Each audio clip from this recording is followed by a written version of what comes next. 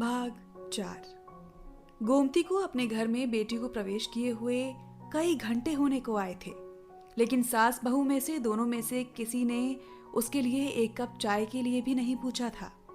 बेचारी अपने कमरे में बैठे मन ही मन बस यही विचार कर रही थी कि अब वो क्या करे। क्या कोई रीति रिवाज होंगे जिससे उसकी बेटी का शुद्धिकरण कर दैनिक प्रक्रिया शुरू हो पाएगी, या फिर उसे ऐसे ही काम पर लग जाना चाहिए।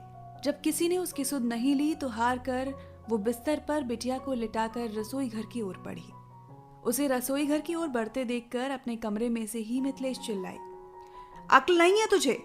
ये भी नहीं जानती कि अस्पताल से आने के बाद नहा धोकर ही रसोई में प्रवेश करना चाहिए? क्या तू नहा ली और तेरी बेटी नहा ली? ये सुनकर गोमती सकुचाई हुई बोली, चाची जी मैं नहाने के लिए ही गर्म पानी करने जा रही हूँ। अभी बिटिया छोटी है, ऐसे में अगर उसे ठंडे पानी से नहलाऊंगी तो उसकी तबीयत बिगड़ सकती है। फिर वही चोचले, माँ बेटी को तो हर बात के लिए अब नखरे ही नखरे हैं। अरे ठंडे पानी से नहाने से तू और तेरी बेटी मर नहीं जाओगे। जाओ पहले खुद नहाकर बेटी को नहला कर आओ। मिथिलेश जोर से टकराई। आंगन में परेशान गोमती सोच रही थी कि वो क्या करे। कैसे इतने ठंडे पानी से अपनी लाडो को नहलाए कि तभी चाचा रंगनाथ में न जाने कहां से साहस आ गया और वो धीरे से अपनी पत्नी मिथिलेश से बोले, इसकी बिटिया अभी बहुत छोटी है और अगर ये बीमार पड़ गई तो हमें ही अस्पताल के चक्कर काटने पड़ेंगे। पति की बात सुनकर मिथिलेश ने विचार किया कि वो कह तो सही रहे हैं, अगर ये और उसकी बेटी बीमार पड़ गए तो फिर और खर्चे बढ़ जाएंगे। यही सोचकर वो बोली, ठीक है, दूर रहो अभी रसोई घर से, मैं नहाने के लिए गर्म पानी भेजती हूं। नहाकर दोपहर के खाने की तैयारी करना। गोमती ने फिर मुंह उठाकर देखा।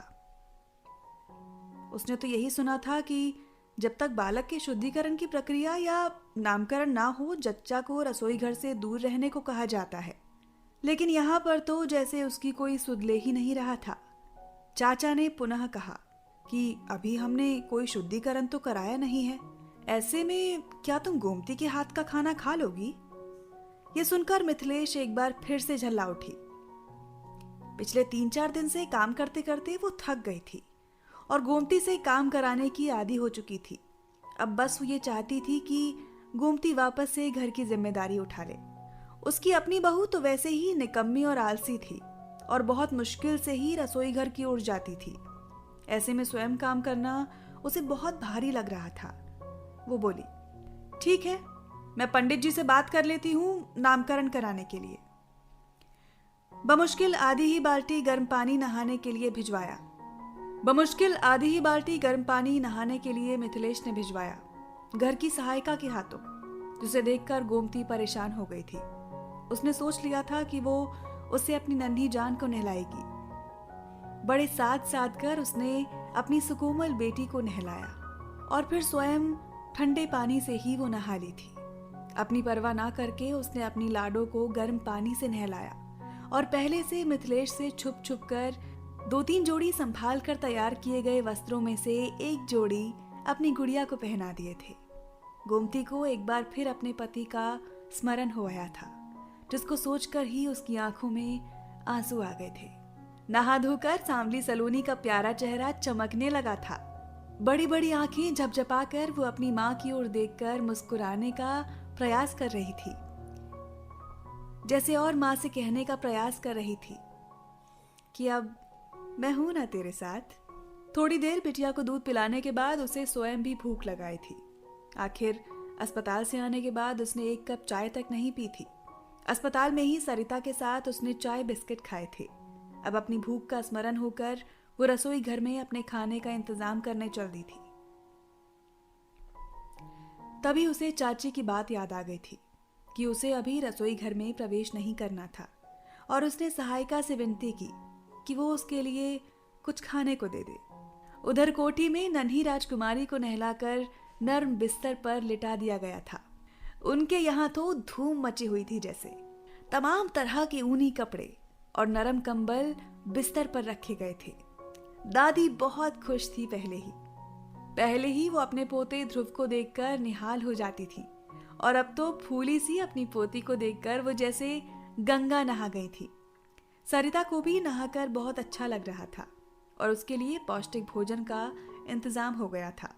वो भी नहा धोकर पौष्टिक भोजन करके अपनी बेटी को दूध पिला चुकी थी।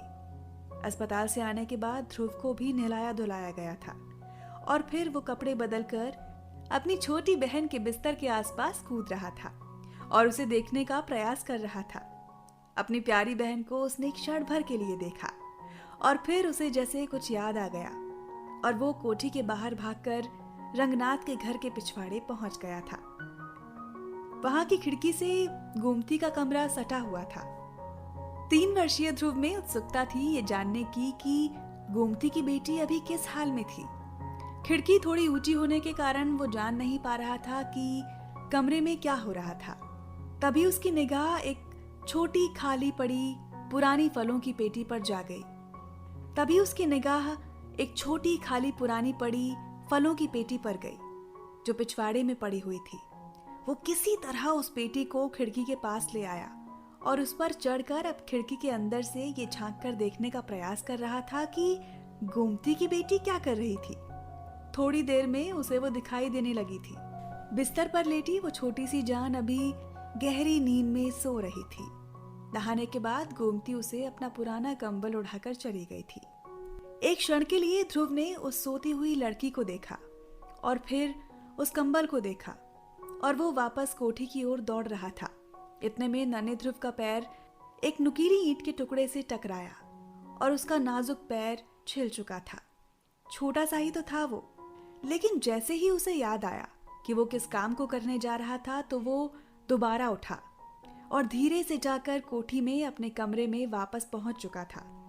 वहां पर पड़े नरम कंबलों में से उसने एक कंबल उठाने का प्रयास किया जो कि भारी था और उस पर उठ नहीं पा रहा था। अब वो क्या करे, कैसे इस कंबल को उस लड़की तक पहुंचाए। वो खड़ा सोच ही रहा था कि सरिता ने कमरे में प्रवेश किया और उसकी निगाह सीधे ध्रुव के छिले हुए पैर पर पड़ गई जहां पर हल्का हल्का सा खून रिस रहा था। ये देखकर सरिता परेशान हो गई थी और उसने दौड़कर ध्रुव को गोदी में उठा लिया और डांट कर पूछ रही थी, तेरा पैर कैसे छिल गया बेटा? सरिता लगातार ध्रुव को चिल्लाए जा रही थी, लेकिन ध्रुव की निगाह थी कि उस कंबल से हटने का नाम ही नहीं ले रही थी।